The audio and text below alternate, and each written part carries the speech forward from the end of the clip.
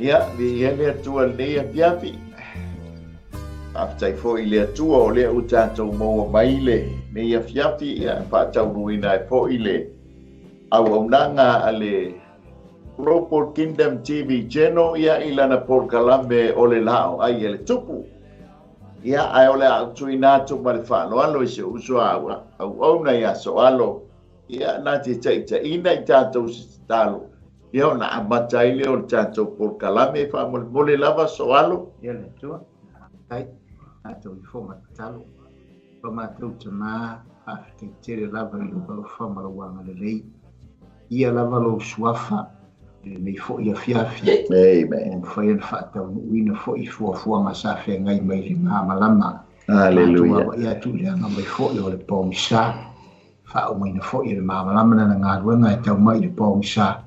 Ia ai mātou anga ia tu I maro longa fo I ma moenga I whaatau tori o lo watunuu ia me seu tangate ni fu I tua le laulangi. Tai le tua whaaftei mea o malanga mātou te whaafitai o lo wanga le lei siri ese na e leo mapui pui lau whanau leu whafonga le mātou whale whanau sa ia onga whanau ngā renga ma whiau lau whanau ngā renga I la masinga ese sa pengai ai ia mai la tau whaafitai ia tua vi ia lo swafa te tonu a mai ngā renga ia mau whale fo I telo o tangata ia vi ia lava lo swafa whaafitai tele lava Yesu ia whao mai na fo I po kalama mule mulo ia songa fua atu tu ina tu lava ia te oe whanango lango whanango moe le mano lo wanganga pa ia tau tolo ina I mātou ia malawa fio nganga pa ia ia iai lava lau whaunga I mātourunga I noi po toi poro kalama o le ne iaso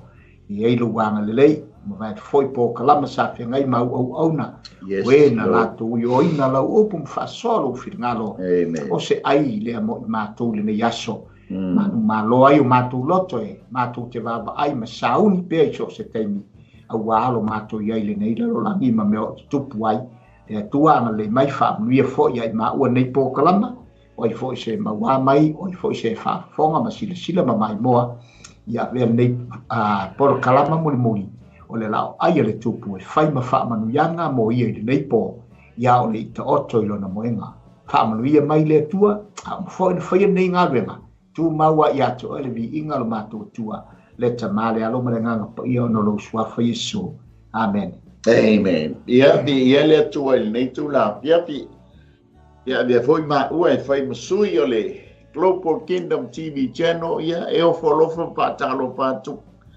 lau whaafonga anga sa moa leia fiafi pātalo pātu le aingo keriso ia lava se meo e maua mai aile nei au unanga ia whaatalo pātu ia te oe leia fiafi pātalo pātu fo inisio au unanga lungo nganu a pea wale ea o lo o ui o ina ile opo le atua ia malo le tautua mo ia molona malo ia whaatai atu foi au na sa amtaina mai au nanga Global Kingdom TV channel ile tai au ia se o mai nei a fiafi ia o le ama tamuli atua ia e wa foi por kalame fai o le nei aso ia e mawalunga ile vi inga o le Patalofa atu foi le songa ni CEO, songa I whawhengai ngai a Mike Buretta ma le whalitua I a Sarah.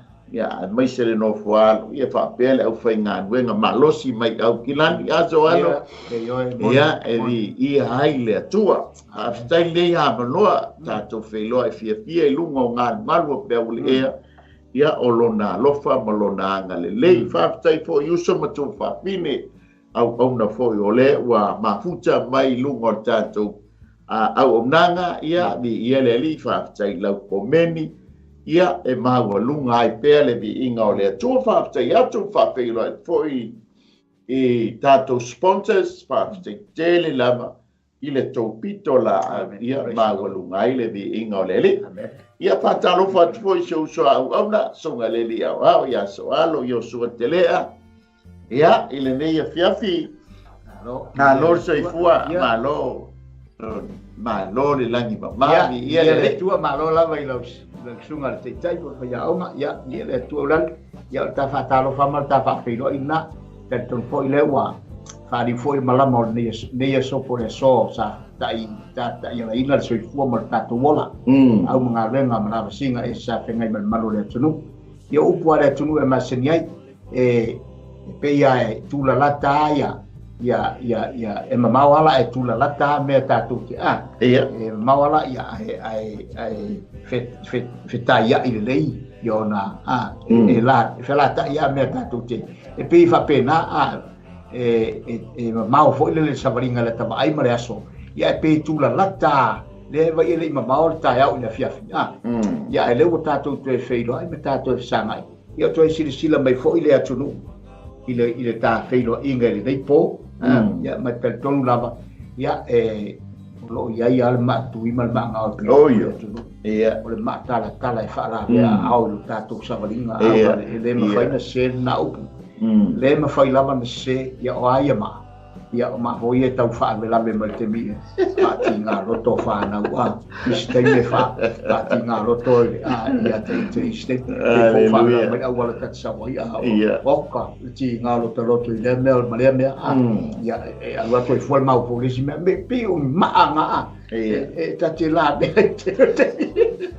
pi mute pi o sa le ya to o ma nga fa la me ai ta tu sa marima ia ai maloa o sai malo ter mau ia le ola na fa o le ola na fa na fa Italia ioe sa oido joina ia e pi le ia tia tatu te se europei ia ma mawala sa varia mai ai vai fo ile atu tia au se wai ma fai vai tua va to ile ia so o ia tai tu ma fa pe ia fo no tu le sile ai sile ma le ala sa vali mai o ma o le va ma tua sa mai mongo tu lai e se wai man e pe o ala yo por atu e se man ia ia di ai lele o songa in fa pe ngai ia tiu vale si le pro a atu kalame ia o le taulanga fiafi ia lele e se for ia se tau so agora le songa lele o ia vai o ma por va piti ia ma le tama ia anai ma por kalame o le manai o le manavo nga renga ia lele o no nanga lele yaso ia ma wa no pe se bi in o le tua ma ne ula le wale ma ta watu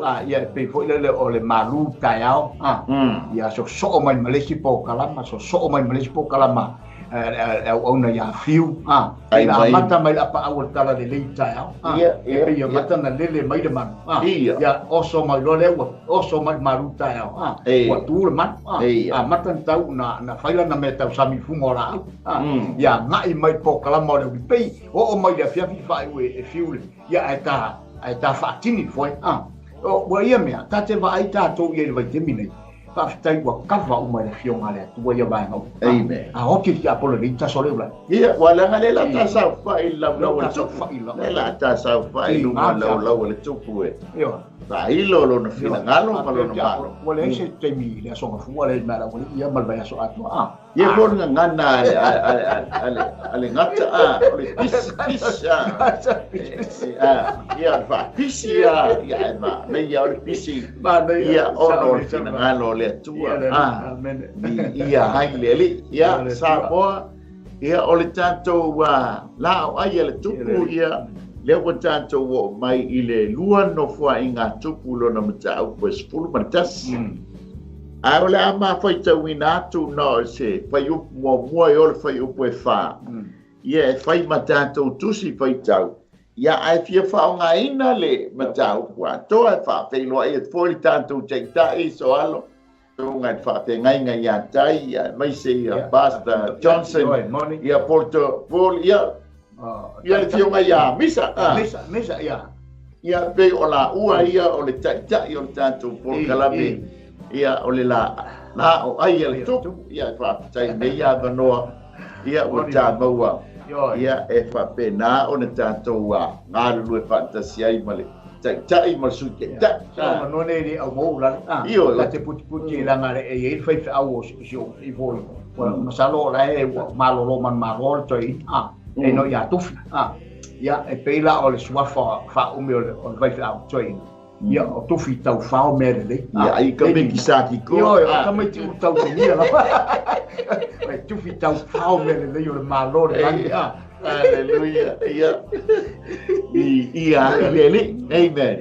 Lango tai ma misa ia pe o tatai tai mo ya ka te fa longo a fo tama ia longo ia ta ua lima mabai ia mai ele a wasi na ngalo levi amen ai ma na ia lalu foi tawino tanto tus foi tauso alo na foi mo mona si or foi o fa ia foi matanto tus foi tau ia ai tātou te whaasoa i mata opu atoa asoa ia neri ka mole lava whonga mai a sa moe le whaitauina na whionga pa ia le atua i le nei a whiawhi o oilo poamo i Jerusalema o na whaapoto ai le e ia o le ainga o Utah pe ni amina e se lauafe maafe valu se fulu o e o filifilia o e o taulia taua e tau ma Israelu ia toe maua mai le malo ia reo poamo Aua tule mai le fionga Iova ia se mai le tangata o le atua ua whaape mai.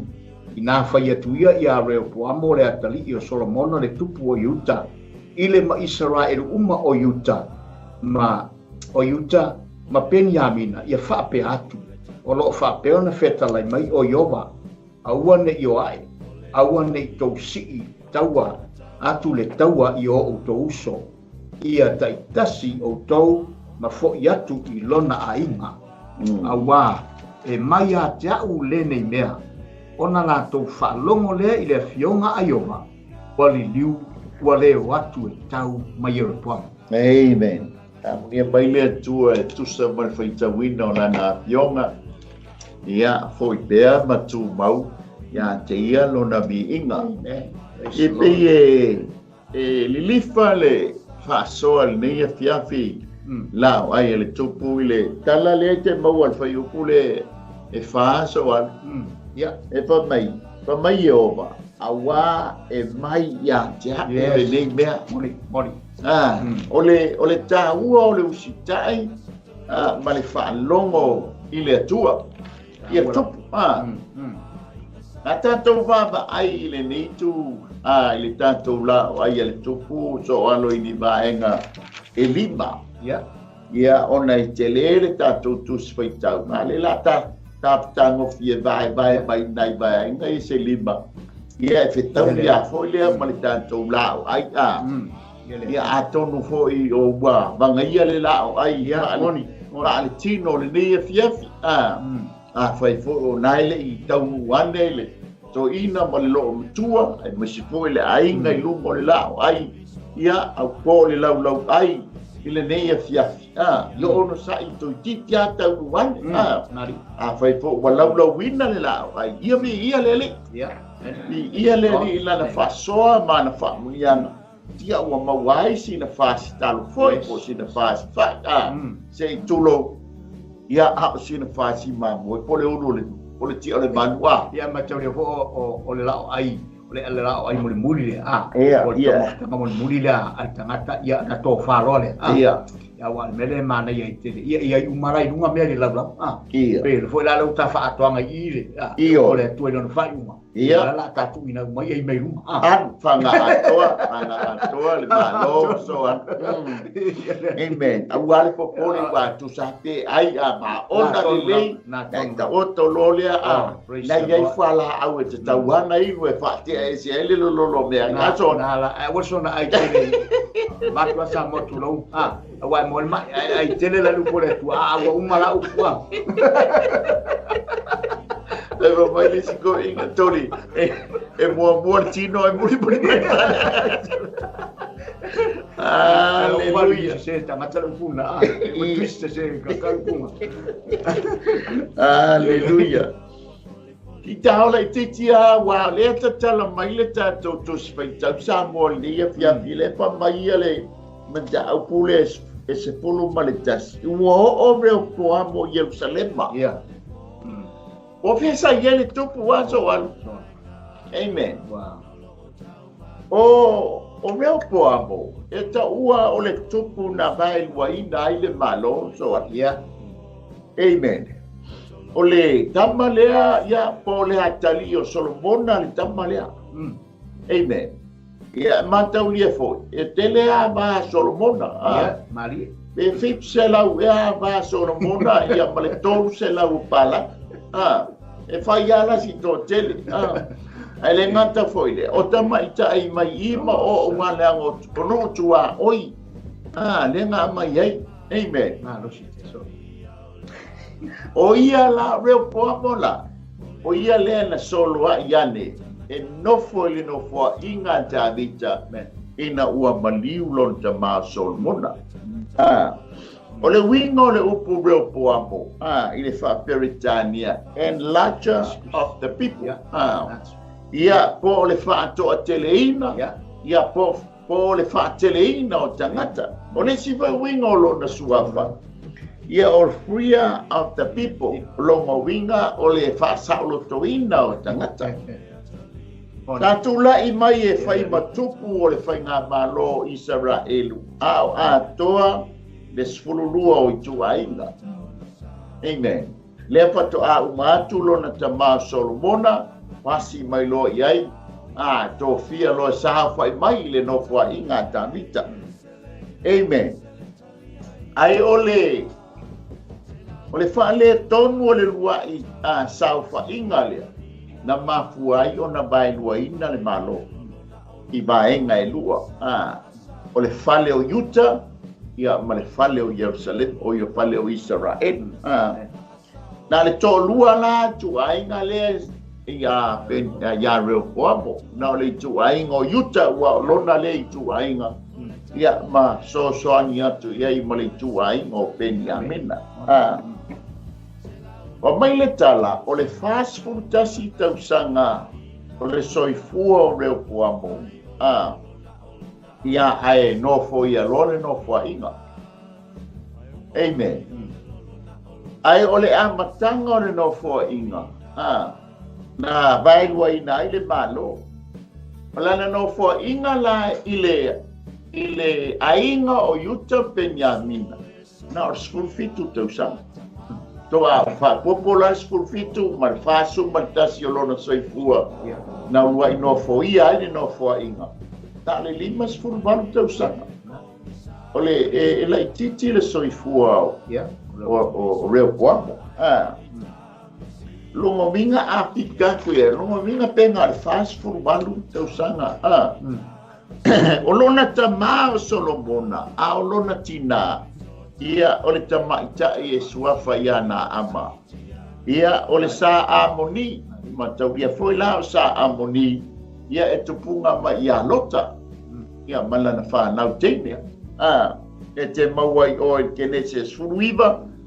Potos fulu o tosu maleban. Ia male mua mua tu pues fulfafa e potosu maletas. Ia male lua no fa inga tu pues fulu lua. E u pues fun male ono. O le vai lua ina la o le malo.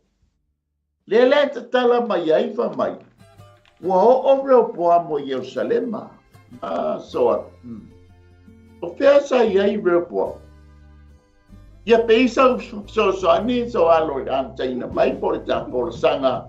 O lea ile tamale nei peisa tala. Tala poi. Ia e winga ile tamale nei. Ai tatele yo po fesa ia le tupu ina ua fai mai le fai mua o reo poamo Jerusalem. Alo, ni ele tu malo fa fai mola. Ta lei no ta puni fefi. Ni ele tu sa fo ye fo ia o la le te fa mo teina o nga samina uma le fa mo teina na fo e fa lo le wingo tama le ngol tama le moni ngau wa tu ko se si tu ya wa tonu la fo lo nei ngo ei fai na te ta inga mai fa la te le la fo I ma ro mai ya tu ai ngo ya te ia pe ole na tonu la wa sa no ia lo sungal fa ya o ya tel tonu wa mana tu fo ya atatu wa ai me fo na tu la mai ni tanga fa na wa ya pe fo na sa no I te le wa ba lo la tu tama ya le fo o ya tamiti wa ele la ti fo ia mo ya la ngai tele no me la tu ala na tama ya pe te la I ki la ba ngai ai pe lo mai nai la ba mo ya tu che ke bus pu ngai me pe su ba wa ya la mul ya I tu la ba fo la tama mena e mo ya fo la ta ba ya tu la ngai e pe ona ya wa le ta te ba ya tu le me e pe ona ya fo ile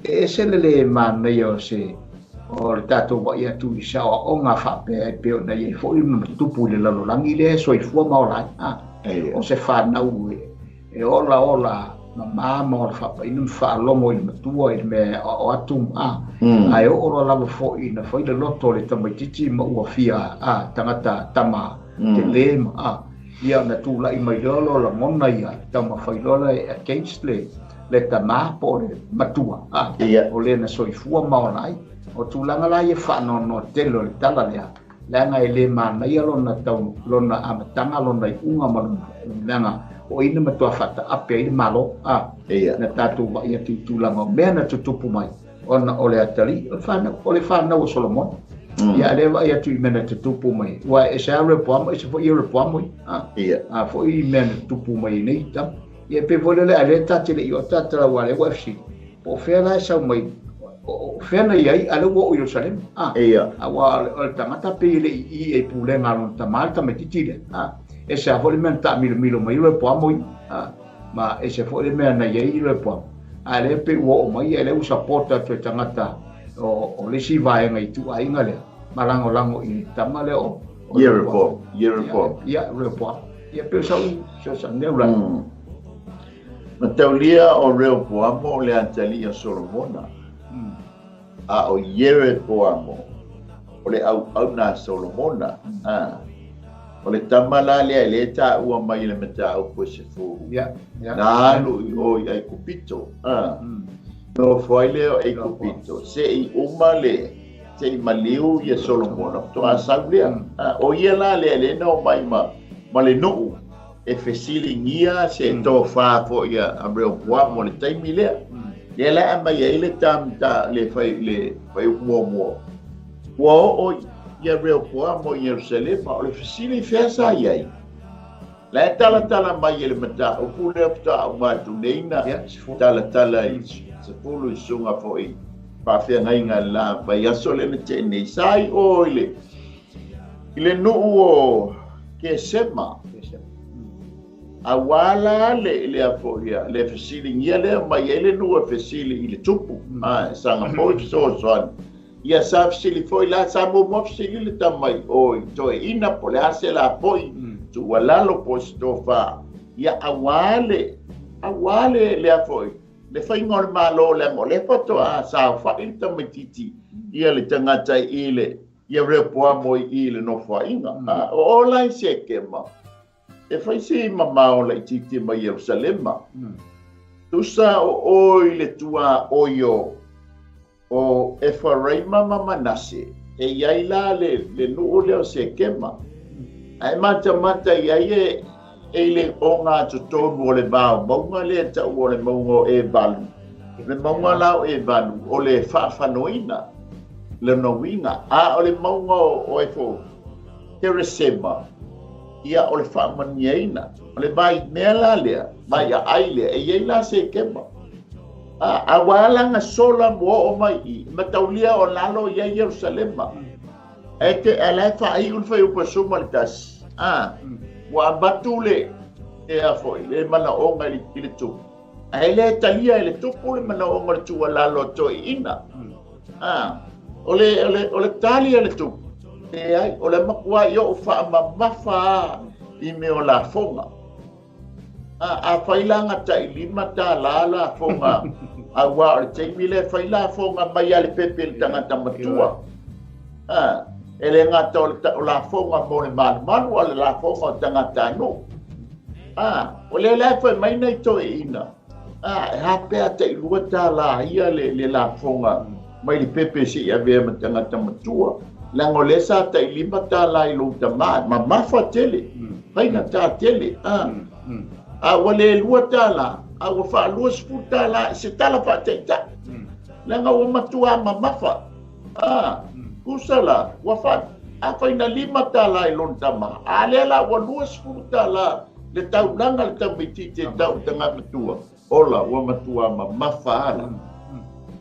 Peila le mafua anga lea. Wha oso lo lea si toe ina leo atu rambo.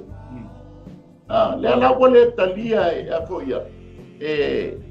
E veo po amole tu alalo to ina. Ai talia le tu alalo le utalabong. La to pulanga. Amen. Ai mata i tu pulanga le vai tau le. Tati alofa. Amen. Se furu fa, se furu lua tau sanga. Ua matua whaonga hina e fili. Amen. La bebea ta vale o laila haiti soifua. Ele ita jai le tu lalo la le au tu pulanga ula le nga tu lalo le tu e ai ke lo a faina lima tala ya lotama ya ku ulo ilunga luas utala ma ba ai le ula a batu le to ina ai sa polonga ai mata fo ile tala le tala no e fo mata uli le temina fai ele manu polonga yo le no e o ilunga e perona mai le la au ambo mai o sabe ave le o nga tongo lango o Jerusalem mai tu le o nga tongo le ai le pole no ma mau ai le la o tau fia mapu le no amen ta te o la le ba enga le mapu anga na laia ona ai ole no mai oso mai anta malo nanga fasioti ele no o sto ina o foi atu ram ai lenga fai alo hao mai le la fonga e foi ako le foi ako ole tupe na bai guai na ai le fai na malo so amen ai mata foi la bai tau le ni utato yai wa matua tau ngata soifuanga ye New Zealand. Amen. Tau o fale, tau o mokesi, tau o le living ia i me o fale o loa, wa le ai ase me o toi tau mo fie, ua makua fele lei bai unga, ua mamafa le la fonga. Moni le ua makua mamafa la fonga ane malo, wa i lea mo, e amo e tato. Amen. O le mele ua tātou polonga ai.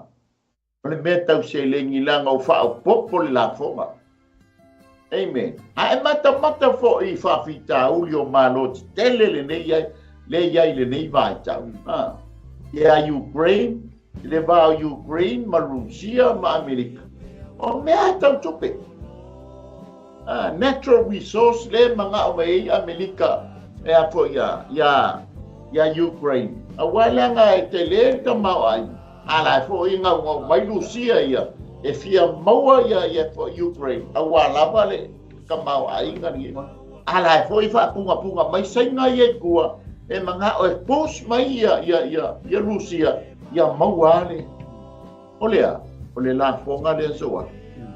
Ua faima whawhita au. Vai vai lua ina ai le malo ono le la fonga. Amen. Ia pensa o popo soa. Ni ele tu, ma nei ele. Wa ta mai ta mata ku nei re. Wa nei lava na sa no vale. Ia le tato va ia me tu. Pe fo yo o le fionga le tua. O le lava tala no ia me uma male amatanga mai fo yo le. A tato mata fo i me ia tato tu ba e tu langa o te mau ainga o le lalangi economic o lalangi le we. Ia mata utia lava le anga iluma le foi pena ta mata ma ai sau no fo i tūlanga e peo na iaile teimi nei. Ia pe o le malo si angana so se malo. O mea tau se lei mi tau tupe. Ma o me o lewa na talalo mai al tuspa ia ma o mai le teimi lea ma o mai ai o le teimi o le tuspa ia ma le amatanga mai le fofonga nei le ron. Tato wa ia tūla mai o tupu. Awa nere tate wai lale e monia pe fo ona i sia le si tupu. E le fa pe alu tupu fo le fia mata i ma fia alalo na ma. E ala nasi tupu asi le si tupu pe la tata nofo o le tamao ai e fa ta wa i fole le fa ta wa i o ai le tupu e milionea o ai le tupu e ma la ta va i fo e pe o nasi mai fo e se pa ia ye Solomon ia lona tamao ai ya sa go mono tamao e mata kia fo tamao ai mo Solomon ele tata va i fo la ngaio ia male la lo langi le ta tu te ia nei. Ya, o lea tātou te wa ia tūtūranga me whina wa inga, whita wa inga, o taua me tupu. O lea, ia, o le mauti wale reia. Pei o le langona nama le manatu la walunga le nā reia. O le tūlanga mea tau se leni. A wale fwoi tātou wa ia na pō, o tūlai mai whona ia tātou i tono o whainga maloma. Ia sa ia iana i mea nai fifi le mūlamba, whawhai ngō fiasi na mea o sin mema. Ia e peitai. Ia o le tuu. O le tu ava no foi tūlanga e peo nei, foi whai ngā malo i le musu mai anai, o e foi na moe malai, ma toi a ngai ai le mea sai ai, e whai tā toi a ngai ai le lola, a toi tu foi te miro tawa moe mai, tama lai tia, ia leo tato wa e toi pe foi tato wawa, aia i le fionga le atua, i le take advice o le auria, ai wa alua i le lato tupuranga pe al baba ya tule wa fa long i le ngono tupuranga ai se upu le to fa ma le fa auto tanga mau le to ina matu langa o taua na to tapa e tato o le ano fale o fale tuai e to mati ma to fon o mai o mai e fa nga i le ano fale o le fale fo le amata fa le tatu atu ya manga o le langa ma le langi nei e tawana apa o le ase tala mai e stoin anai toin le ase tala mai e toin ma tu chana to fa ma sa pa to tanga ma e a mai e so swani me me o le tu e ta panga me wa fai le poto le ata mai o ta mo i lunga mai e pe ona tala tu spai ya wa tato wa le tupu tele o la bioranga wa ia wa tupu tele fo ila ta mai ma poto sa to e so tu le tai pi ele wa kuri la si to e inga fa so sto inga wa fo atu ramu e au mai la fo e ta mo fi fo lo isa la i lu mata ai ma liulo o le mafu anga la le sola mai ai o tua o yo o e fo raima mama nase sau asa mai to tonu e fo raima io to sau ko e pa i mai lau ele o penyani na ko e asa mai sopo mai ai ko tau mai lo le Jerusalem la sau malti na maleita nga wale talia lo na mana o le na nau ye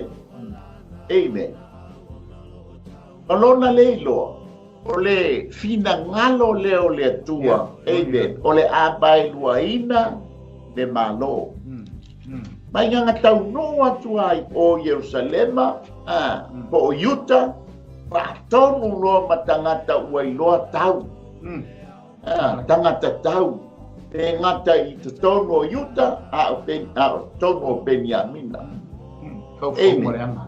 wa fau leanga wa osolita osol to tama te lo atato feita ma tanto to tama ele ai se ma fo galilei e oso mai na ole oso alita amen oso ele o to ma walunga oso ai ma ke i wa pe ele fatu ali o mai tu langa no foi lalo mama fo o lana tala inga la le tala no mai ele ta upu le sulta si pe mo mal fa ta pena le au tau o ai le o tau o le to tau mo to sfulu le amen o na uso ai fa te tai i le atua ona te talai lo le atua i le ya se mai ale tangata o le atua o whaapea mai i nā whai atu ia i a reo poamo. Peila an whai le peila ana le lifa e whaamtalanga. A wā e mai i a te au le nenea. Ua mai lua ina le malo o le mea mai a te. Tā lo whai le a tali.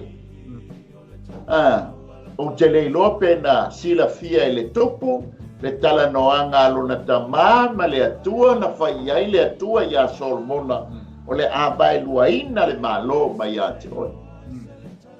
Amen. Ai le whaataunuina i la nofoa inga, ai whaataunuina i le nofoa inga lo watali. Amen. Whawhetai la e ui la ba ina matua mai a le tota mai le tuku. Ai na o mai lo ia te ia le upo le atua o le mea mai a te nofo lo le ila lo ma repua. E haia ma se sia mea na toi whaia. Nofo lo ila lo wa toa malie, amen, ina ua o mai le upo le atua. E le haia se na le upo le atua e whatoa fi le muailo fina ngalo, ma lo toa ta ma te a whatanga le upo le atua. E tala noa atu i lo mai ha le amen. Le wa mafua na vai luaina le malo. Ona o le wha mamafa, ma le wha mamafa ina o le lafonga. Wa le talia e le vaenga e tosfu. Amen. Le la usa wa inei le tu ua matua hita. Amen. Tusa o le vaenga mua muane na le tātou whaaso. O le vai lua ina o le malo, o le mea mai le tua. Nanga ia ia le upo na whata o tofo ilea, ia ia ala ua manatu matonu le tangata. O lona i unga, o ala ia e whanoa. Amen. O le ala le kasau mani tamalo, koe whaasanga tau i o. Amen. O lona manatu. O le ale le iai ma malo ai, le ai, a pa mai le atua. Tani, ngofore le ila. To o le mai lua ina la o le malo, o le mea na mai le atua. Ai whawhetai a reo poamu, na ia whaalongo ina, le tala noa maia se maia le tangata o le atua, e whautua ina ia. Amen. Ko le manatu le whautua ina, le whautua atoe ina, we na tutu lumo Solomona. Aia, ai manatu matalia le whautua ala na tupulanga. Le la wo o mai I ina watoa ta mai. O na talia ina lo le whautua a se maia le tangata o le atua. Le anga ia, le anga o le pupu mai le atua, o le fina ngalo o le atua, ua mai lua ina ai le bari. Excuse me. Te ia no fai atu peo tala no mai whata oto. Ia ia ala, ua manatu, ua tonu le I fina ngalo le tangata. O lona I unga, o ala ia e whanoa. Ia peisa so ane so ala ia leri. Mana ia se tangata e whalongo I le atu. Mana ia se tangata e whalongo. Ai o mai lori file mo le atu no fora I la loma hau whau. Ua se. Ua le tangata ngasala e atu. Le tangata po I lea e tingarawa e whaua malo. E le mawhaina a fia talia le. Ale atate wa atu te le si foi tupu mai speo petana matuata te e a I tangata le atua e mai wawalo mai. Ia le atato wa I mele tupu mai. Lea o le te ena o le medanga a mai lori wheau mai le lama. O le wheau wana te unu stai e, ma whaalongo tangata uma. Nanga au stai lo le wheau o le atua. Ia wheau o le atua e a mai. Ia tātou e tāofi ai le tātou mai mai. E tāofi e fo le tātou fia whaamawalunga se tulau, Samoa. Ia e wha, e tau e fo I lalo o tātou manatu. Ia a tātou staila, e tātou te waia e whaamnianga le atua. A le walaua mai whea o le atua I tangata le atua, whaalongo lo le ridea. Ota, file mu, nofo le ima fo, ia wale, anga tawhiti, ia tawhiti, la tawhiti sea, e tawhiti ia te ana. Ai, mai le whea ua, mai le tangata iei le oro. E peo tala I hilo matua I, e taware, rongo tāla na tama, pa rongo tāpenga, e tau le tua munguki oi, e se kuloa Samoa.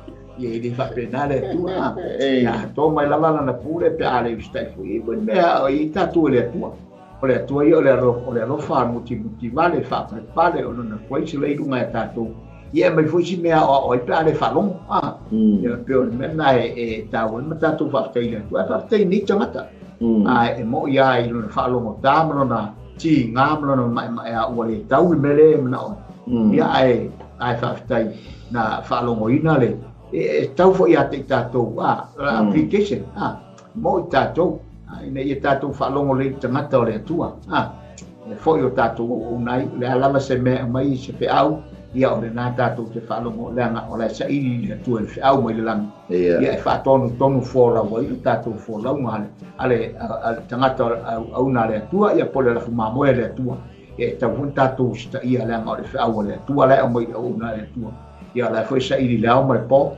ni fe awole tua ia e fa ton mo ilu tato wa e pe sa u fa tai mo fa soa talo fa tu nei tu fa finele ia anatomia mai Amerika Samoa ma uta mai me se foi tu fine ia gema fa tai lava o meni mai se foi tu fa fine o se foi ma au ona paletua ia o le ma futa mai lungo le tanto por kalame i ele li fa tai to ko meni fa tai fo ile tu faina malisiaina o le tanto au nanga ia o le tanto nga wenga e fai fantas ia awa lamba le tua malona malo amen le la o atu le fe au ia ile tupo re poapo le te mawale ile mata ile fai mo e o le fai upo fa amen o le fai upo lima e o le fai upo sfurma le lua no folo ilalo ma fau le lei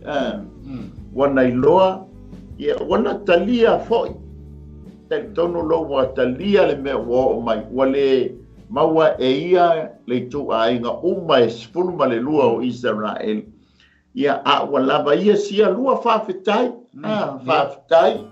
amen le wala ba nei tu malo ia po tu ainga ia lua ia ole a fa wa wina le ngo le tala le tua pe talenga le tua i lon tamao o fo Solomona amen ole a fa tu ma wina le tu ainga tasi ia te oe ona a tabita la au na ma Jerusalema ole a aina o Filifilia tu wai lo suafa amen ia patasi le ma malitu ainga o Yuta e lua ai tu ai le la talia na ngole u falo moto le upo le tua le wa mai amen haleluya o le winga foi le o le la ai le tupu ele ta tu tele so no foi la ai tu ele so no foi amen ai fa tai pe a fai e ma fai ona e no foi la ai le tu yes o no wa o e talia le upo le atua ma le talai mai le atua o ta uo tangata na sala na o le talia ina o lona alo amen ta tau te mauai le awala ta tau te sao fai ai lunga o lana lao ai amen ai mata la le fai upo e lima o le fai upo suma lua e fai upo ine fai pe o le fausia ina e reo puamo o a ai mana losi i to tono Yuta Penyamina amen o mua fa malusia olo ua tu ia li li mo me otoa tolu fau pue i me ai o sua hu mawaina amen tu ia i matali popuni po talita ia na faia lon tama talita e feso soani ile autau pui ai i la tau amen lona lima tu iai ma me o tao lu kusa o ta penanga le ave o puapo amen mai nga la puar te mi foi lele ka pena ami au tau ai le o foi la sanga nga nga mua o le ta pena le o le au tau ina na talia le upo le atua awa e mai ia te au le nei me ta ua i o le tātou stai i upo le atua ese a wala e fio mai ai le atua e maila na o mailo na fina ngalo i a te tātou o isi ia lātou te maua i se miti po se whalinga. O isi foi ia o le musu ngā le nganga pa ia e ala i le upu whai a unga ina, po le upu a ina, ia po le teimi o lae, whai la unga ile, a la unga ina ile upu o le tua. E ese a awala, e a fio mai a ia nganga pa ia e whao o mai i le tangata lona fina ngalo. Amen. A o le tā ua i o le tātou le lei o le tātou whalongo. Le winga leo le upo, le winga leo le ingol tamo Simona soa, o le whalongo. Le lei le whalongo Simona peten. O le halo o le atua soi. Amen. Lona tōru, lona tasilua tōru whalima. Lona fitu, whaia ia matuwā marolosi. I ngā whanonga lo i le upu le atua, maua le poto ma le ata mai, e whausia ai mua le loto i whale. Loto i whale, o le utua ai ngā e lua i a penia mina mai uta. Amen, whapena fo i tātou, a tātou whalongo i ti ufonga i o. Aua le wha au tātou loto, le upu le atua. Aia, e te maua la le poto ma le, sa o le poto ma le mafau. O ngai fau alola ia leo te tono lo ainga. Tono le kalesia, tono le matanga aso. Amen. Ai awan fai tātou mea langa. E te vai le kalesia aso. Oai, le ala ua fau, le loto i fale, oai, o saita, ma Benyamina. Ina ua, mana ia le whaalongo i le upo le tu. Amen. Amen. Whaalongo i le finangalo, matalia finangalo le atua. E ala lana musunga i ate oe ma. E le whai mo tātou le nei o langa. Amen. Moni la. O ke le fia no fufo, ia uia soal. Tu sa tau. Amen. Fia no fufo i la ola. Ka te fia o i le ola e whaava. Ale mafuanga le o le uio le upo le atua. Fai la ngaina le upo le atua. Fai a ngaina le upo le atua. Aisia. E luia oe mafangu i tā ua. Amen. Awane ia whano oe awane i whano i tātou. A ia tātou maua le ola e whaama. Amen. Tāo le vaenga lona lua tolu so alo le whai upo e skulu tolu ma le skulu ma le wha. Amen. E ua umalona ta pena le tule i tino le au tau tangata malosi mai faua fa mai matua tau ia malosi o lengi ia malosi wa me uma sai le mafo power pomo le ua makua ta pena le tangata le au tau. Amen. Langa le la fe ngai makua to ton wa le la tau o le au uso tau va uso o le whai upo su tonu ma su marwha. Lea la ua, pa mai wo mai whai tāuranga sa le bi ia reo poa. Pa ba i le māneia le usta i le upo le atua, ma whaalongo i le upo le atua. Musu ina i le anganga o le atua, whai tāuranga ma le au sa le bi. Tu le baenga na, towo mai i le Yerusalema. Amen. Lewa mai, o le whaate aina e Yeropoamo. Mai la, oso loa. Whaile, ngalua i le loto o Yeropoamo. Whatea. Ad ese lau sale, di ma lau whaitauranga. Amen. Koe, soangi e koe malanga whangau. Le whaate aina, o le aina sale, di ma lau whaitauranga. Ngā mafu ai o ngā o Yerusalema. Amen. Aisia, langa o Yerusalema e te tau na whātau nuina ai o lātou tiute ma lātou tōwhinga. Langa o Yerusalema la iele manu e whātau nuina ai o lātou pai ngā taulanga, mosi ngā taulanga, mo lātou tiute na to tofi ma malawina ai lātou e le atu. Aisia, langa o lewo talia repua mo le upo le atua, mai e tele ngā yoinga ale atua e ngā lue ai lo na fina ngālu. Amen. Le ala wo mai ma le au whaitaulanga ma le au sale di. Wa matua loto tele ai ma le tuku. Aisia, le wo mai le au faitaulanga ma le au salibi e fesoasoani i lana galue. Amen. E ui ana se sele amatanga. Ai ono na loto mawalala. Ono na taliaina o le fetalainga le atua i ante. Le ua amata ona savali bali whaamanuianga le tamala. Le ua omanga peo pe fau mausia lana au tau. Ia manolosi a le ua taunu mai. Ma le au faitaulanga ma le au salebi. O le latou pito la au. O le whainga taulanga. Ai fai i au salema. E leisi se me fai ai. Ia peisa fasoa soal. Ia le mana ia fa stai more no. Ole tau ole. Vanga le tano le. Pita te va ia tu langa ole fa maru sia ile tua a. Ina ua pe ona sa no ile ustai ole tangata a. Au fo ilai pa stai fo ile tua pe fo na tala na fai tu tala lila. Ile me le ustai fa lo ile tua wai. Ile alofa o le atua ile fai e tamu muli ale alofa o le atua. Amen. Ai manatu fo ile atua ila na whiangainga ia na whiangainga. Hallelujah. Se le mawhaina e le mawhaina e se mai ile atua. He never leave. Le kalani le na whai malana promise e le mawhaina ia tuua pe tu la fo ia. I ana au na oe na alolofa whaamane atia.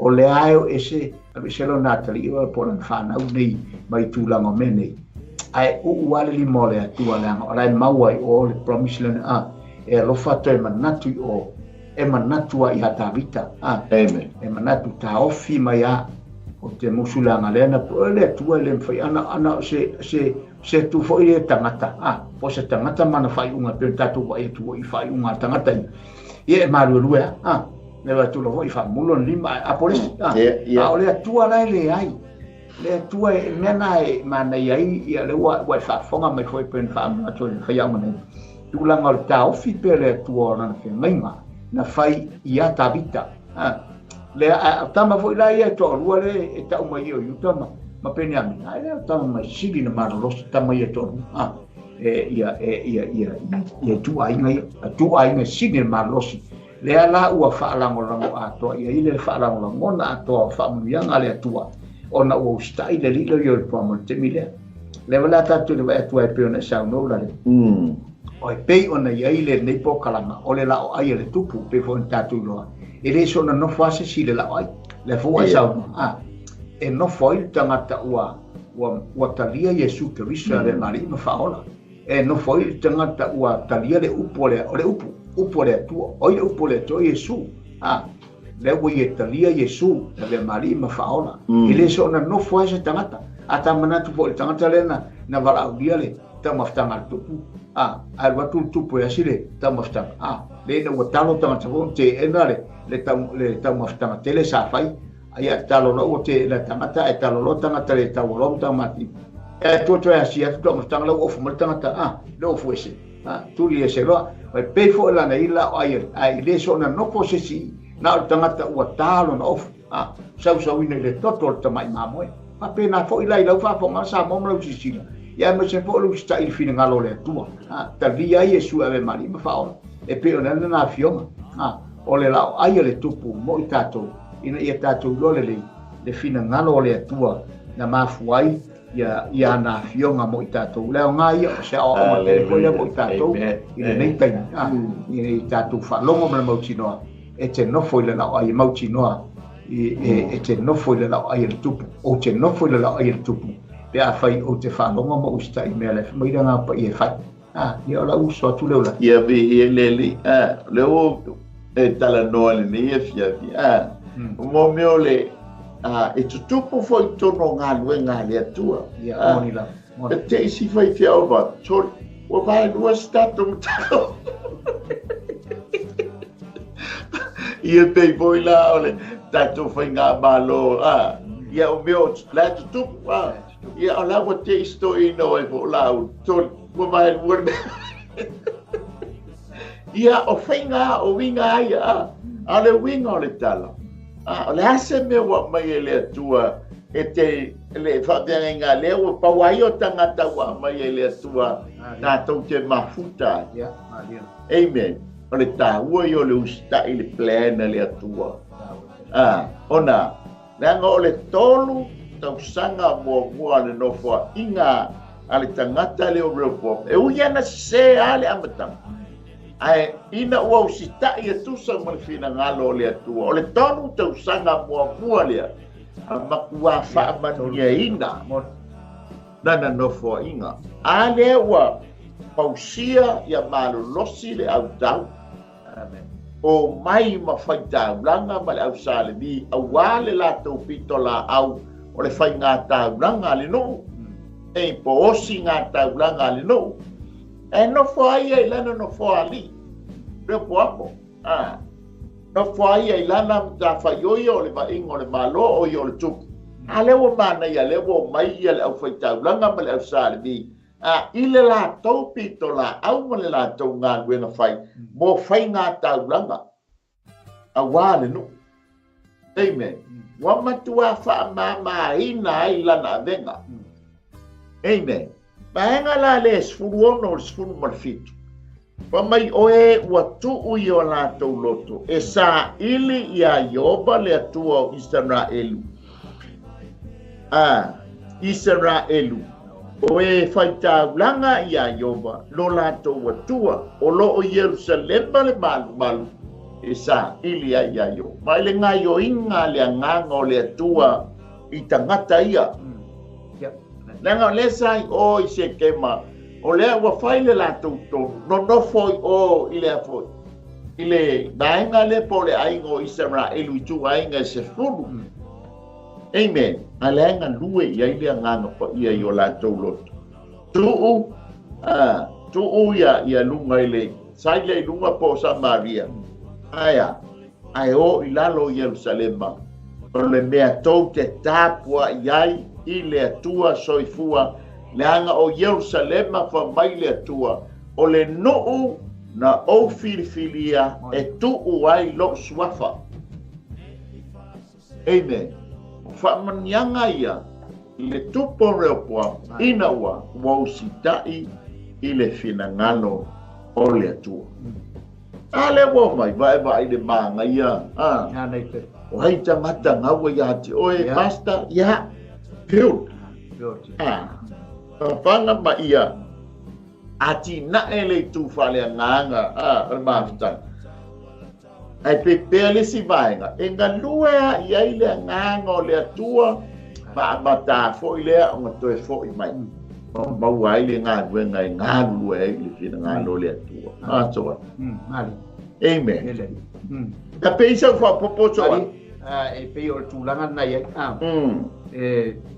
e sa mea le atua i e se fo le numela le atua i e lana i le tātou wawa i atu ma le tūlanga e peo nei me tau i le fausia i ne numela i titi le vaenga e le i tu ai ngā lai tile wha maru sia i le vaenga e langa o le mana ongo le atua langa e le ana whai i le vaenga le i repon mai e o tō uso le ana whai i le vaenga le ana sauni o tō uso rai o ai whawhitai la o por kala male tua malana malona fide ngalo pe on tatu va ia tei pe mai e mai a ta ul mere so se me ana tatu te lo e mai le tua e le mafaya ona to pi on yes e le mafaya ona lilo ile rope pe faya inal mena fu mai le tua mai a ta langa o tele auto e taua le tua e mai a te taua ma me e tupu e faya le tua e foi nisi tanto va pe e le mai le tua me le mai le tua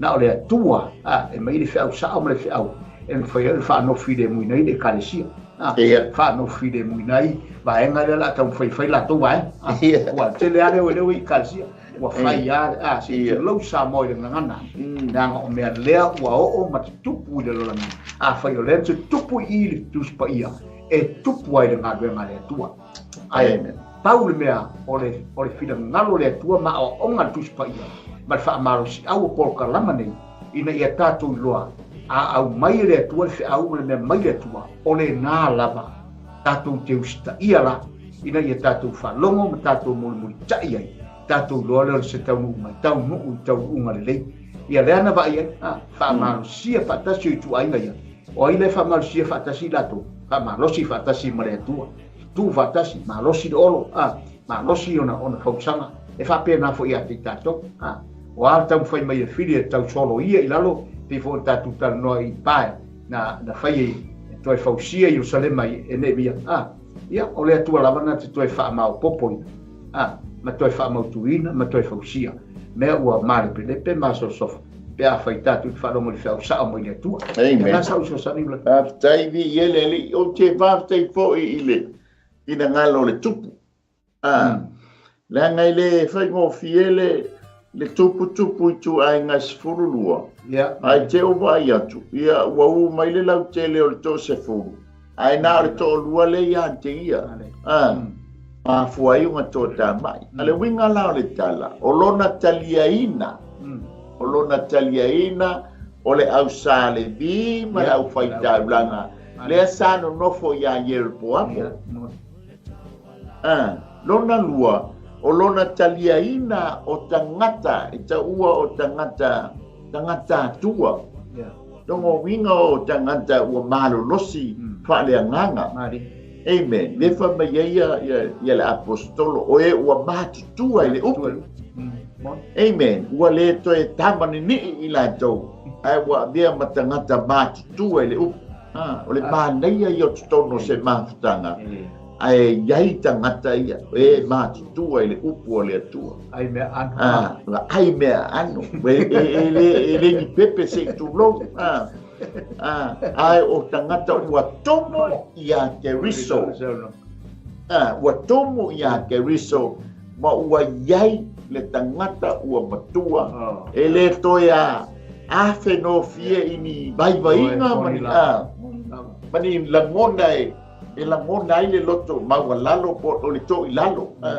ai na le langona e faati na ele kalesia le la mo mai tama matua e ta o tama matua tama ia e o mai e fe so ani ia real poamo ele ngata le au sale vi ile la to foi pito la au male au fai taulang aleo mai ka mai o tama matua amen matutua pa me o tangata fa'ale atua ni ia le ali soa amen e fia maua tu ai ngā tangata whape tono le ngā le ngata ina matutua le la tau soifua le tō wha au wā le a foi fautua ina ia o le tangata o le atua ai matua tumu la I whale nganga atoa amen e whai mai ei tala tuspa ia ua tumu ia keriso ua avea matangata matua ile upua le atua amen e ui ape no taua e ui ana sasi le amata ai olona usitai ma whaalongo ile atua alea wa o inai o ia pau ia malosi le malo talia le o mai o faitaulanga ma sa de vi talia matangata matutua ile upo le atua po le fale nganga ea e peul a pailo na malo peul a paile no fali o tavi talanga fa maies le ia Yova o Jerusalema o le aiwa o Filifilia ea e tu uai lo suafa le la wo mai le fa nga renga o mai matangata e matua fa le nganga ea e peul Jerusalema langa o ile yele suafa o Yova wata mo fa nga le fili a fa o ngai ke sa fa nga ile mea na Filifili ai o e mau e peul na ile malo le tua pe ati na ile malo le tua langa o lai ele suafa o Yova e manguia me uma soa amen le la tao le vaenga muli le fai upo e spur mar le fai upo lu furton ia e tau ia malta te pe isa o pasoa ia me tu fa tenda o e pe o mana ia yo se me vola le anga o ia le anga le sorry cham o le anga le ia ai o le yo se me o le e fai u le anga ai pe ta ile amatanga ai fai u le e por eto no e pe o ku fai po mau sa te no sa bona fa fonga la le ta tu spai e au mala au manu ya le ata tu te lo sa ma na yero na amatanga mai ngon no fo inga ma le a keisle a keisai ma le tulanga o le fa sa matau ma tulanga o lona loto mai ma lona na in fa ba walunga ai na fai u fa longo na fai na u fa longo le fona tala noa ile tala la poso polo ya wa o le tatu te ai ile i me ano le yo tangata e matua fa le nganga na matua spiritual mature e matua fa le nganga o le alta le wingo le upu matua fa le nganga e maro si lau ai upo le atua se tu lo samo ya maro si foi lau ai upo le atua lau fa longo le upo le atua ma fa fanga i tatu upo le atua le ngole upo va mai tala ia ole sua susu toto ya ole sua susu to le ma fa ina suia ia ole sua susu to ole upo le atua ya e tele tangata ia sua vai ale me la tau ma fa ia ole ala foi na vai ya e paul me tatu winu sua susu to ole upu mo le fionga le atua samo e alo ase upu ole tengu o tatu ia ole upu sa ole upu mo le fionga le atua ina ia tatu mo le ola e fa e ala ia na fio la so tu le bra i ele fa tai fa soa tai foi le tu fai le upu le tatu o mai vanga muli vanga lona lima se mau al fai upu surval o al fai upu luas surval to vai ngama ai lo nga usta ile upu le atua ya la u fausia lo male ainga o repo amen o ile tau no wai upu foi le ainga tupu sangi tala tu le ngapa sa tala tu le ngapa le anga le mistake le Solomon na fai wanga bai e fixela ia o mo ese uma mai uma mo fa ya vai le afika fora mai e kupito ne fa mai le tu wa mo e kupito awangi e mai fo ia mo no sol for no mai e kupito ai also kamalo o winga le libre po ina wa usita ile o pole atua le ai ma o ile ka waile dala Olo na ai nga le ma wai nga yanga na ba se furu balu ba ana pala ke e ono se furu aba yen no fo mo malata le fa fine o yeremota le atali o David na o io pensando David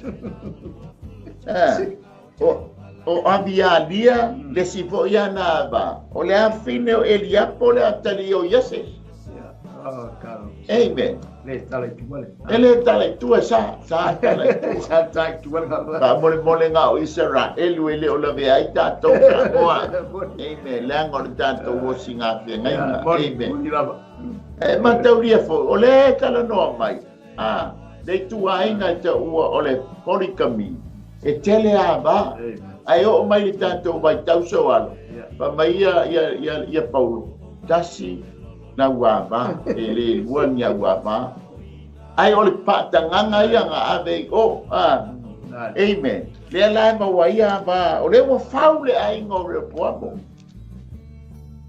le wo faule ai ngo re poamo ba wo fa manyeina ele tua le ai ngo re poamo se furu malua na ba amu ia meu povo so le ai ole plena le atua ina wa o sita i meu povo ile upo le atua mo le talinga le atua san ole melna ole mea maiatia ole baidua ina ole malo ole mea maiatia talia le anga talia le ale o fausia loe ele atua le ai ngore poamo mawana ba ana ba to spur malebal oi yoi ana ba to spur malebal ya bana pala ke ono se fu ele taia ilo taba taia ai fa tai wai loa le poamo e awala mawai ana ba ole fina ngalo le atua ia fai a vai tono tama cha Israel.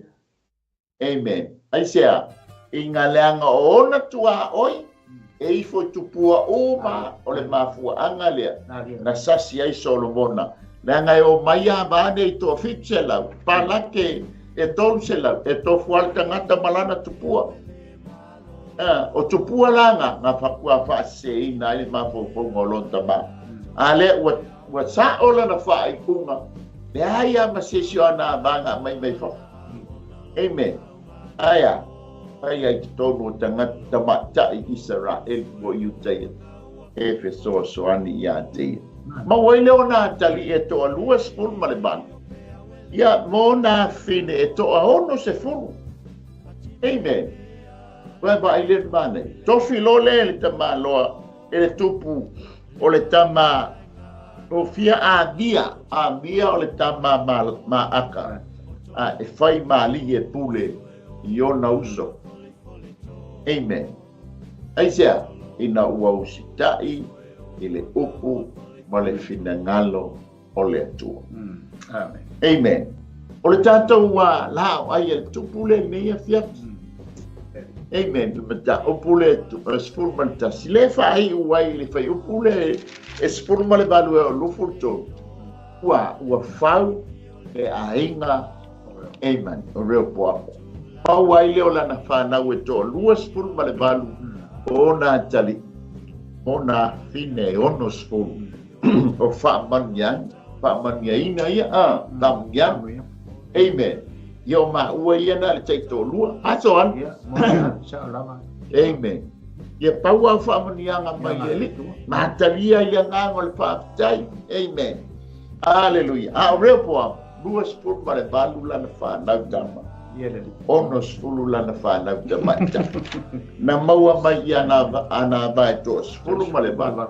Mana palake e onos fulu. Amen. Olea. Ole tātou lao ai ele tupu lea. Ole tāua. Ole ustai. Ile upo le atua ma le fionga le atua. Na maua ilo na poto malona tamai. E fausia ai.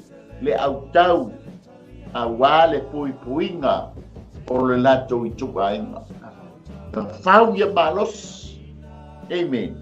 Fau ia toa a wale puinga o lea o i tuainga ne espulu malelua. Au mai e le ngango le atua fai taulanga masalebi e fesoa soani i lana ngangwe. Au mai ai matangata ua matutua fale nganga. E fesoa soani i lana ngātue. Toi whau ai lola i ele malona ainga le maua i siana whanau. Amen. Mona fafine. Ua whaatukula ia le ainga o reo pua. Ono lea ua usitai i le upu ma le finangalo o le atu. Amen. Praise the Lord. Ia, sa mo tanto ua whaasona nia fia wala i le Paul Kalame o le la o ai le tupu ia ale au unanga Global Kingdom TV channel. Ia peisa u finangalo falia so alo ai le tapunia tanto Paul Kalame ile nei fiafi lo falo alo. Fetai mo te no lale ia o tau fai foi ta upu mo tau fai fo i tulanga e pe o nei ai. I tulanga o le tatu o unanga fai o nei foi fiafi. Ia le tua ia e pe fo le awa e pe fo le tata no anga i tulanga o vaenga le wa sa no ia ta tele to tala no tele la ta o i tulanga langa a o poka la mai ale tua ia ele ia se to fa tu ala ia o poka la mai tua ia wa o tele yo mana tulanga o fete na ia ima ia nisi mana tu malangona i tulanga whapea. Lei taunga tere tatou a base i tulu sa mo i lau whafonga. Pei fo tangata lala mea nau mai wa tere yo isi te lungu white nai whapena. E matauria. So le, se te ilo tatou mango whaua i whiringalo le atua. E le fo i lau sau no atu le whaiaonga nei. Tulanga o le pui ngā le atua. Le teime o le atua malana whetalainga malona nu i tulanga. O le apo le atua i le paia malona mamalu lea. Aua ne i whatasina mena na le tai tua le naha le tai tua awa i te ua whaina mai nu ese le ai malama le tuspaia faila te fefsili ia ta faila fefsili foi la fetau ia po ai le la men faila vi se alu tu mole atua na fefsili le atua ile atua ai la fefsili na ia o po kalama ia le atua ile malama i tato en foi tato ja fetau tuspaia tato malama le e fa malama mo foi le fiamo pa ia le atua mo na ngang pa ia filinga lona filinga ia na faia ia me uma temi o family tuai ia o lau tu e so atu le ilale ia le tua whaftai mo le whasoa ia mawalunga e pēr le vi ingo le tua ia toi whaftai atu tātou sponsors ia whaftai atu fōi le tātou CEO so ngai le whawhengai ngai a Mike mai whaktua ia Sarah man loku alo ia ele nofu talo mo le tāpua inga ia ai mai se foi ngai wenga whai o le nei aso au nanga sa tātou au omnai ia ile nei aso o no le atua malona malo ia mawalunga pele vi inga o le atua ia ai tātou maua ana whaamanianga tama whaftektele ai la upu o stoi whangwa ma stoi whaamanatu ia te mātou o le tāua o le anganga o le usi ustai ia te oe maua fionga e ta pena leo mea uma e tali ai o mātou manao e pei ona e whaia i le tupu o reo poamo mātou titano tama i lo wātunu sa auni e malo longa le nei a fiafi nei atunu o mātou iai misi fo wātunu le atua ia ua whaasolo le tūlua o pō mau ia pō ua malama fo i le vameau ia mātou titano mātou maua whaatasi au whaamianga whaamangalo so mātou whale tonu tama ai fo ia te oile vi ingona o Yesu amene ia mai te ma o nei mai Wellington ia pe ona tapena ina le la ai le tupu le nei ia asonga fua ia ma te fa piatu ia manuia malolonga o le afiafi a foi fo fuanga toyo le nei afiafi ia fe ngai foi nisi mangaluenga ia le puipuinga male leo leonga ale nganga pa ia ni tifo fe ngai ma malanga le maliu male oti ono te a maftanga pa mai se atu le nganga o le tua ia ile fa ma fana tele au le tua ia ona e ti ngale tu ia le oti amen ia e fa mai ale upo le apostolo ia wa uma ona fato ila loina Yesu Kristo manu malo ai lo wali malo faolo Yesu Kristo ia avea suafa lea